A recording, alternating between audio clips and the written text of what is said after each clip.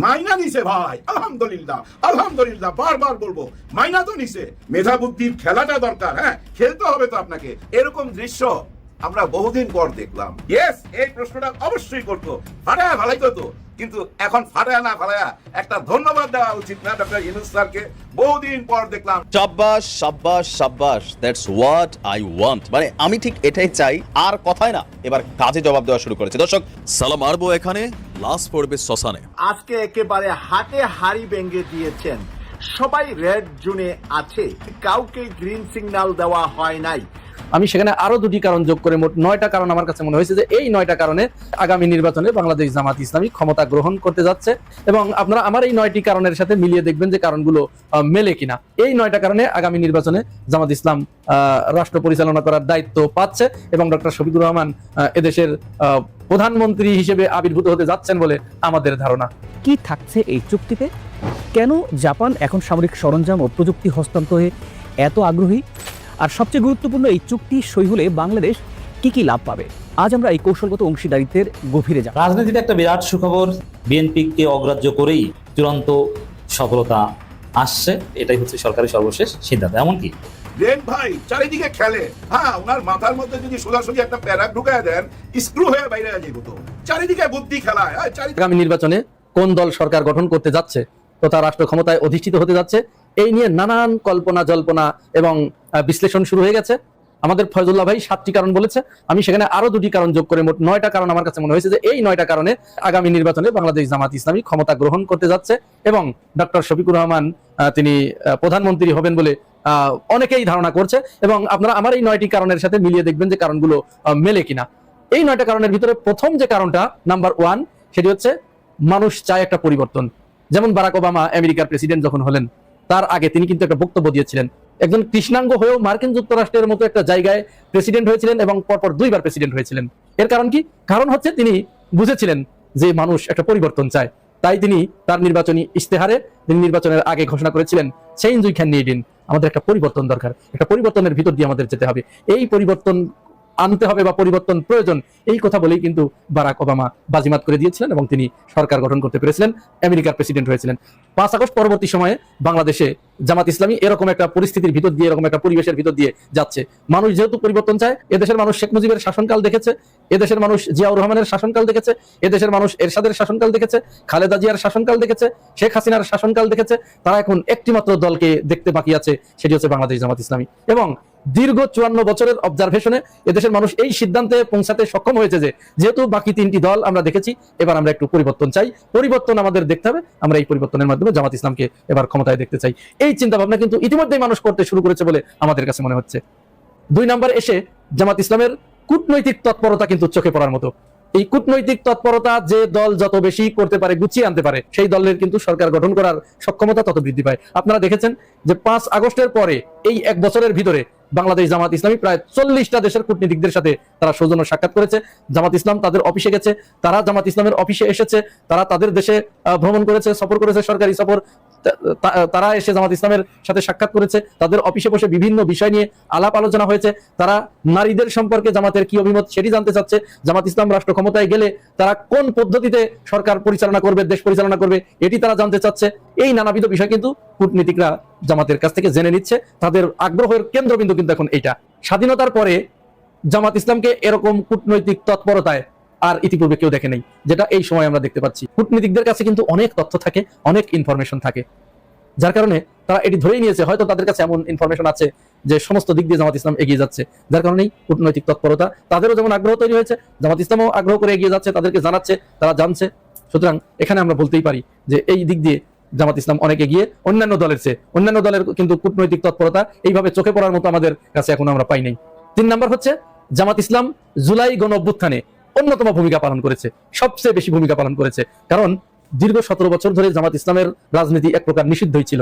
তাদের কেন্দ্রীয় অফিস খুলতে পারে নাই, ওয়ার্ডের অফিস খুলতে পারে নাই, থানা পর্যায়ের কোনো অফিস খুলতে পারে নাই, জেলা পর্যায়ের কোনো অফিস খুলতে পারে নাই। তাদের নেতাকর্মীদেরকে জেল, জুলুম, খুন, গুম এমন কোনো কাজ নেই যা শেখ হাসিনা এই দলটির উপরে করে নেই।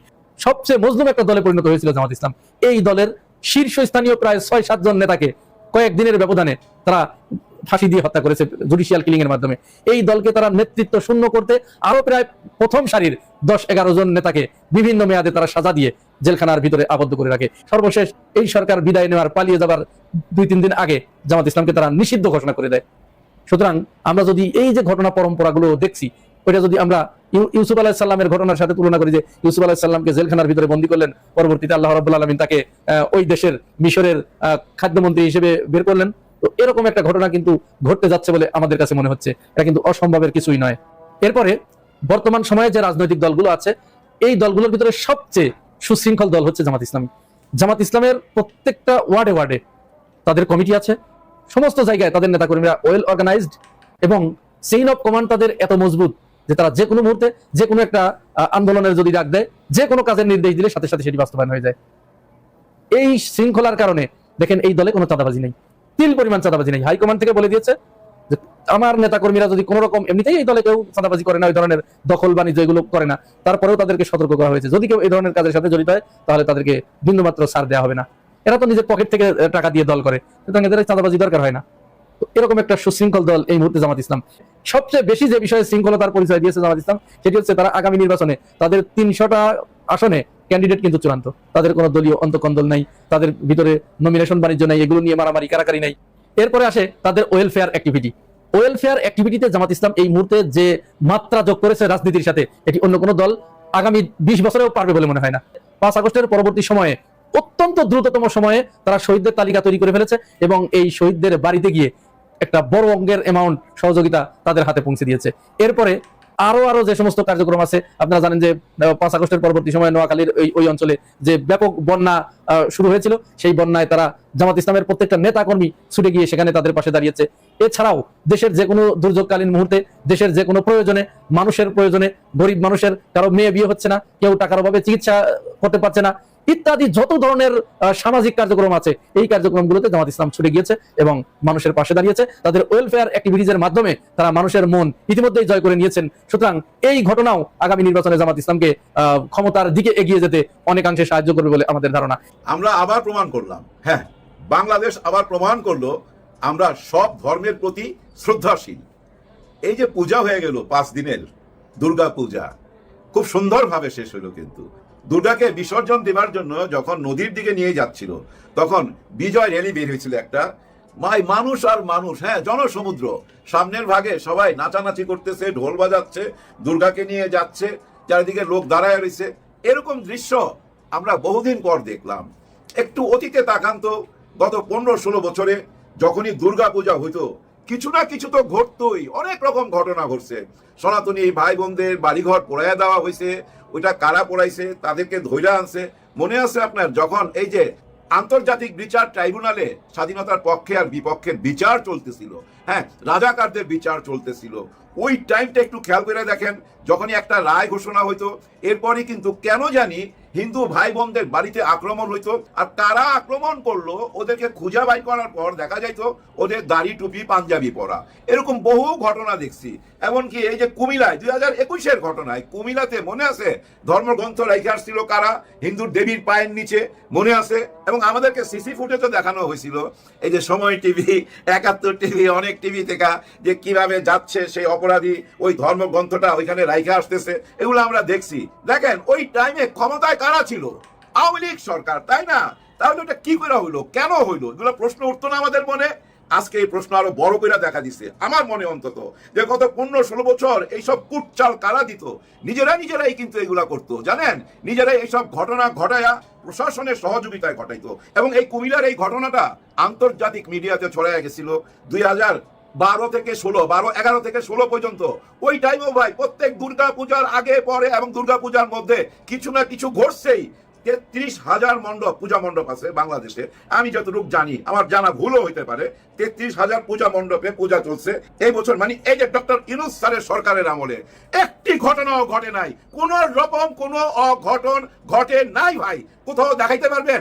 যদি ঘটতো তাইলে তো ভাই আওয়ামী লীগের ওরা একটা ইস্যু পাওয়া যেত না, শেখ হাসিনা একটা ইস্যু পাওয়া যেত না, অবশ্যই পাওয়া যেত এবং মিডিয়ার সামনে চিৎকার করে বলতো যে দেখেন জঙ্গি ইউনূসের হাতে হিন্দু ভাই বোনদের জীবনের নিরাপত্তা নাই, হিন্দু ধর্মের কোনো নিরাপত্তা নাই, এগুলো তো বলতো ভাই, বইলা ফাটায় ফেলাইতো। কিন্তু এরকম কোনো অভিযোগ আসে নাই। কি সুন্দরভাবে 5টা দিন পার হয়ে গেল, আজকে 6 দিনে পড়ছে ভাই। এবং এই 5 দিনে আমাদের যে মিডিয়া, হ্যাঁ আমাদের এই যে চ্যানেলগুলো আছে, প্রত্যেকটা চ্যানেল থেকে প্রতিটি পূজা মণ্ডপে গেছে এবং যারা গেছিল তারাও কিন্তু লাল শাড়ি পরে এমন ভাবে গেছে যেন ওই দুর্গা পূজার উৎসবের একজন, এরকম হয়ে গেছে না ভাই? কিন্তু এরকম যদি না হইতো, কোনো অঘটন ঘটতো, তাহলে কিন্তু ওইখান থেকে চিৎকার আরম্ভ হয়ে যেত এবং ভারতের মিডিয়া কিন্তু এটা আন্তর্জাতিকভাবে অভিযোগ করতো এখানে হিন্দু ধর্ম নিরাপদ না। এবং সবচেয়ে বড় কথা কি জানেন? বড় প্রশ্নটা কি আসতো? এই সরকার একটা পূজাই চালাইতে পারলো না ঠিক মতো, একটা ধর্মের মানুষকে তাদের পূজাই করতে দিতে পারলো না, এরা নির্বাচন করবে কিভাবে? এই প্রশ্নটা করতো না? ইয়েস, এই প্রশ্নটা অবশ্যই করতো, ফাটায় ভালাইতো তো।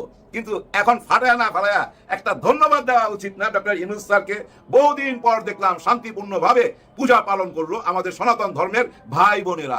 এই জন্য কি উনাকে কেউ ধন্যবাদ দিচ্ছেন? কেউ ধন্যবাদ দেয় নাই, একটি ধন্যবাদও পায় নাই। কিন্তু কোন একটা প্রবলেম যদি হয়তো ভাই ওই কুমিল্লার মতো ঘটনায়, তাইলে তো ফাটায় ফেলাইতো। এখন প্রশ্ন হয়েছে ভাই, আগের যে ঘটনাগুলা ঘটতো এরা কারা ঘটাইতো? ওই কুচক্রী মহলই ঘটাইতো, নিজেরাই ঘটাইতো, ঘটাইয়া বুঝাই দিত যে এই দেশে জঙ্গি আছে, এই দেশে মৌলবাদী উত্থান হয়েছে, এবং এগুলা দেখাইয়া ওদেরকে ধইরা ওই আয়না ঘরে ভইরা জেলে ঢুকাইয়া মামলা দিয়া ওদেরকে বুঝাইতো যে দেখেন আমরা কিন্তু জঙ্গির বিরুদ্ধে আছি। আর ওই টাইমে কিন্তু আমেরিকাও জঙ্গি কোনো দেশে দেখলে এবং ওই জঙ্গির বিরুদ্ধে যদি কোনো সরকার কোনো অ্যাকশনে যেত, ওরাও হেল্প করতো, কিন্তু টাকা পয়সা বুদ্ধি দিয়া হেল্প করতো। কারণ ওই টাইমে তো ওরা ওই আফগানিস্তান আর ইরাকের সঙ্গে গুতাগুতি করতেছে। তারপরে একটা টাইমে আইসা এখন বুঝতে পারছে যে না, তাদের সব চিন্তা ভাবনা ভুল। হ্যাঁ, পশ্চিমেরা বুঝা ফেলাইছে ভাই, তাদের চিন্তা ভাবনা ভুল। এখন তাদের সঙ্গে সবচেয়ে ভালো সম্পর্ক আফগানিস্তানের। হ্যাঁ, এখন দেখেন এমন একটা অবস্থা দাঁড়াইছে, ভারতের মোদী সাহেব আফগানিস্তানের সাথে বন্ধুত্ব করার জন্য 1 হাত না ভাই 2 হাত বাড়ায় দিয়া দাঁড়ায় থাকে। অথচ এই ভারতই কিন্তু এই তালেবানদেরকে টেরোরিস্ট বইলা আখ্যায়িত করতো আন্তর্জাতিক মিডিয়াতে, এখন তাদের সঙ্গে বন্ধুত্ব করতে চায়। শুধু পশ্চিম না ভাই, পূব পশ্চিম উত্তর দক্ষিণ সবাই বুঝা ফেলাইছে এই দেশের ইসলামের উত্থান হয়েছে, জঙ্গির উত্থান হয় নাই। এই জঙ্গির ট্যাগ গুলো যে দেওয়া হয়তো আমাদেরকে, এটা তো এবার পূজাতে বুঝতে পারছেন। এবার পূজায় কোনো কিছু ঘটলো না কেন? কারণ প্রশাসন ভাই একদম তার নিজের দায়িত্ব পালন করছে এবং রাজনীতিবিদরা, রাজনৈতিক দলরাও ভাই তাদের সঠিক দায়িত্বটা পালন করছে, যার জন্য এই সুন্দর পরিবেশে আমরা পূজাটা শেষ করতে পারছি। এই পূজাকে ক্যাশ করে অনেক কিছু ঘটাইতে পারতো, চেষ্টার কিন্তু ত্রুটি করে নাই, কিন্তু পারে নাই। হ্যাঁ পারে নাই, কেন পারে নাই? আমাদের তো আসলে চোখ খুলে গেছে, আমরা তো বুঝতে পারছি ভাই এই জঙ্গি ট্যাগ লাগায়া এই ব্যবসা বছরের পর বছর না ভাই, যুগের পর যুগ চালায়া গেছে। এখন আর ওই ট্যাগ দিয়া লাভ হবে না, বরঞ্চ এখন অনেকে অহংকার নিয়ে বলে আমি রাজাকার। অহংকার নিয়ে কয়তো আমি রাজাকার, রাজাকার শব্দটা এখন বিজয় প্রতীক হয়ে দাঁড়াইছে। কারণ এই স্বাধীনতার পক্ষে আর বিপক্ষের রাজনীতি এই দেশে চলবে না, এই রাজনীতি যেই করবে সেই ডুববে। দেখেন ডক্টর ইউনূস সরকার প্রমাণ করে দিল সুষ্ঠু নির্বাচন উনি করতে পারবে। এই পূজার দিকে সবাই তাকায় ছিল ভাই, আন্তর্জাতিক মিডিয়াও তাকায় ছিল, ওরা সবাই ধরে নিছে কিছু না কিছু একটা ঘটবে, কিচ্ছু ঘটে নাই। এতেই প্রমাণ হয়ে যায় ওনার অধীনে সুন্দর একটা নির্বাচন হইতে যাচ্ছে। আবার দেখেন যে ডাকসুর 2টা নির্বাচন হয়ে গেল, 2টা না 3টা, এটাও কিন্তু সুষ্ঠুভাবে হয়েছে। অতীতের রেকর্ড ঘাইটা দেখেন, ডাকসুর নির্বাচন এত সুন্দরভাবে কেউ করতে পারে নাই। এগুলা সব পয়েন্ট মিলায়া এই সরকারের অধীনে নির্বাচন হবে। ভাই ব্রাদার, গেম ওভার, মাঠ ক্লিয়ার। ওই যে লেভেল প্লেইং মাঠ খুঁজতেছিলেন না সবাই, আর ওই মাঠ তৈরি করার জন্য ইউনূস স্যার জুন পর্যন্ত সময় চাইছিল 2026-এর, ওই সময় আমরা দেই নাই। তারপর ওনার থেকে আমরা ছিনিয়ে নিলাম কি ফেব্রুয়ারি মাসে, রোজার আগে। এখন দেখেন মজার ব্যাপার, জামাতে ইসলাম আইসা বলতেছে রোজা না ভাই, 13ই ডিসেম্বর, হ্যাঁ 13ই ডিসেম্বরে নির্বাচন হয়ে যাক। এই 13ই ডিসেম্বর চাওয়ার পিছনে কারণ কি জানেন? কারণ একটাই, 16ই ডিসেম্বরের বিজয় উৎসবটা ওনারা করতে চায়। হ্যাঁ, ওনারা ক্ষমতায় আইসা ওই বিজয় উৎসবটা, স্বাধীনতার বিজয় উৎসব ওনারা করতে চায়। এটাই ওনাদের টার্গেট। হ্যাঁ, এটাই ওনাদের টার্গেট। আর এই টার্গেটটা পূরণ করার জন্য হঠাৎ করে কি ওরা মাঠে নামলো এই 5ই আগস্টের আগে? তাই কি মনে হয় আপনাদের? নো নো নো নো, না না ভাই, এই যাত্রা শুরু করছে আরো 40 বছর আগে, 35 বছর আগে। হ্যাঁ, এই 2000 সাল আসার আগেই ওনারা এই যাত্রা শুরু করছে। ওনারা তখনই মাথায় নিছে আজ থেকে 25 বছর পর, মানে এই 2025-এ আইসা আমরা ক্ষমতায় নেব। তখন থেকেই ওনারা জমি জামা কিনা বাদ দিছে, স্বর্ণ অলংকার কিনা বাদ দিছে, তখন থেকেই ওনারা মেধা কিনা শুরু করছে। মেধা, হ্যাঁ ভাই, ভিতরে ভিতরে ওই যে বলে যে গুপ্ত গুপ্ত কথাটা কেন বলে, এই গুপ্ত কার্যকলাপ ওনারা তখন থেকে শুরু করছে। আজ থেকে 40 বছর আগে থেকে মেধা কিনা শুরু করছে। এটার মানে কি বুঝতে পারছেন? ওনারা লক্ষ্য রাখছে ওনাদের মধ্যে কোন ছেলেটা ছাত্র শিবিরের মেধাবী, ওই ছেলেটাকে কোলে তুলে নিয়ে বিদেশে পাঠিয়ে দিছে, লেখাপড়া শিখাইছে, জ্ঞান অর্জন করার জন্য। বলে না সুদূর চীনে যাও, আমাদের ধর্মগ্রন্থে লেখা আছে, আমাদের ধর্মে তো বলে জ্ঞান অর্জন করার জন্য সুদূর চীনে যাও। ওরা শুধু চীনে যায় নাই ভাই, সারা দুনিয়াতে ছড়ায় ছিটায় গেছে। তার কিছুটা লক্ষণ আপনারা পাইছেন এই যে আমেরিকাতে তাহের সাহেব যেখানে বক্তব্য রাখছিলেন যে সমাবেশে, আসলে ওইটা জনসমাবেশ না, ওইটা ছিল জানেন জামাতে ইসলামেরই সমাবেশ। ওখানের প্রত্যেকটা মানুষ যাদেরকে দেখছেন প্রত্যেকটা মানুষই জামাতের, বাইরের কেউ ছিল না। আর ইনারাই হচ্ছে জামাতের সেই গুপ্তধন। হ্যাঁ, জামাতের গুপ্তধন। 2 দিনের সফরের প্রথম দিনে তুরস্কের উপপররাষ্ট্রমন্ত্রী একিনচি তিনি বিএনপি, জামাত এবং এনসিপি নেতাদের সঙ্গে আলাদা আলাদা মিটিং করবেন। বিএনপি, জামাত এবং এনসিপি। তো গত বছরের গণঅভ্যুত্থানে বাংলাদেশের রাজনৈতিক পট পরিবর্তনের পর এই পররাষ্ট্র সচিব পর্যায়ের বৈঠক হওয়া তৃতীয় দেশ হচ্ছে তুরস্ক। এর আগে গত ডিসেম্বরে ভারতের সচিবের সঙ্গে বৈঠক হয়, তারপরে পাকিস্তানের সচিবের সঙ্গে বৈঠক হয়। ভারত পাকিস্তানের পরে এখন এই তৃতীয় দেশ হিসেবে তুরস্কের সঙ্গে বৈঠক হতে যাচ্ছে। আপনারা জানেন যে 5 মাস আগে এই এসেছিলেন ওই যে তুরস্কের বাণিজ্য মন্ত্রী, তিনি এসেছিলেন ওমের বোলাট, তার সঙ্গেও ইউনুসের বৈঠক হয়েছিল। এছাড়াও বিশেষ করে প্রতিরক্ষা শিল্প স্থাপন, প্রযুক্তি স্থানান্তর, তারপর টেক্সটাইল শিল্প সহ নানা, মানে প্রতিরক্ষা শিল্প বলতে আমরা কি বুঝি? প্রতিরক্ষা শিল্প মানে হচ্ছে অস্ত্র উৎপাদন এবং প্রযুক্তি হস্তান্তর। যে অস্ত্র দ্বারা শত্রুর মোকাবেলা করা যায়, যেই প্রযুক্তি দ্বারা শত্রুর গতিবিধি নিয়ন্ত্রণ করা যায়। তো এই সব বিষয়গুলো কিন্তু আলোচনা হবে। এবং এই ফেব্রুয়ারিতে কিন্তু আবার এই তুরস্কের রাজধানী আঙ্কারা সফর করেন পররাষ্ট্র মন্ত্রণালয়ের একজন সচিব নজরুল ইসলাম। তিনিও ওই সময় কিন্তু এই তুরস্কের উপপররাষ্ট্রমন্ত্রী মহিলার সঙ্গে বৈঠক করেন। তো এতে বোঝাই যায় যে দুই দেশের সঙ্গে সম্পর্ক একদম ইতিহাসের সর্বোচ্চ উচ্চতর পর্যায়ের। এবং এই গত জুলাই মাসে গত এপ্রিলে তুরস্কে যান তৌহিদ হোসেন, আমাদের পররাষ্ট্র উপদেষ্টা। তিনি গিয়ে তুরস্কের পররাষ্ট্রমন্ত্রী হাকান ফিদানের সঙ্গে বৈঠক করেন। যাক, এগুলো এপ্রিল। তারপরে জুলাই মাসে আবার আসেন তুরস্কের যে প্রতিরক্ষা শিল্প, যে অস্ত্র তৈরি এবং অস্ত্র রিলেটেড প্রযুক্তির যে প্রতিরক্ষা শিল্প, সেই শিল্প সংস্থার প্রধান হালুক গরঞ্জন, তিনি একদিনের সফরে এসে ইউনুসের সঙ্গে বৈঠক করেন এবং সেনাবাহিনীর প্রধান জেনারেল ওয়াকারুজ্জামানের সঙ্গে সাক্ষাৎ করেন। এবং তখন ওয়াকারুজ্জামান সঙ্গে সাক্ষাৎ করার পরে সেনাবাহিনী এক পোস্টে বলেছিল যে বাংলাদেশে প্রতিরক্ষা শিল্পের বিকাশে সম্ভাব্য কারিগরি এবং কৌশলগত সহায়তা দেওয়ার আশ্বাস দিয়েছে তুরস্ক। এবং এই চলতি বছর ঢাকা এবং আঙ্কারায় 4টি উচ্চ পর্যায়ের বৈঠক হয়েছে এবং আগামী সপ্তাহে আরো বৈঠক হবে। নারায়ণগঞ্জে একটি অস্ত্রের কারখানা তৈরি করছে তুরস্ক, তাহলে আমাদের দেশেই অত্যাধুনিক মানের অস্ত্র তৈরি করা হবে। এবং এইসব খবর শুনে আশেপাশের অনেক দেশেরই কিন্তু মানে চান্দি গরম হয়ে গেছে, তারা এটা সহ্য করতে পারতেছে না। তারা মনে করতেছে যে না, পার্শ্ববর্তী দেশ যদি সামরিক দিয়ে শক্তিশালী হয় এবং তাদের অত্যাধুনিক অস্ত্র নির্মাণ কারখানা হয়, তাহলে এটাকে পার্শ্ববর্তী দেশ বা প্রতিবেশী দেশ যাই বলে তারা হুমকি হিসাবে দেখবে, এতে কোনো সন্দেহ নাই। দর্শক, এই তুরস্কের সঙ্গে বাংলাদেশ সরকারের যে প্রতিরক্ষা বিষয়ক চুক্তি, যেখানে ভয়ঙ্কর ভয়ঙ্কর অস্ত্র তৈরি করা হবে, এসব বিষয়ে আসলে আপনারা কি ভাবছেন সেই বিষয়ে কমেন্টে জানান। আপনাদের মতামত শোনার অপেক্ষায় আছি। ধন্যবাদ।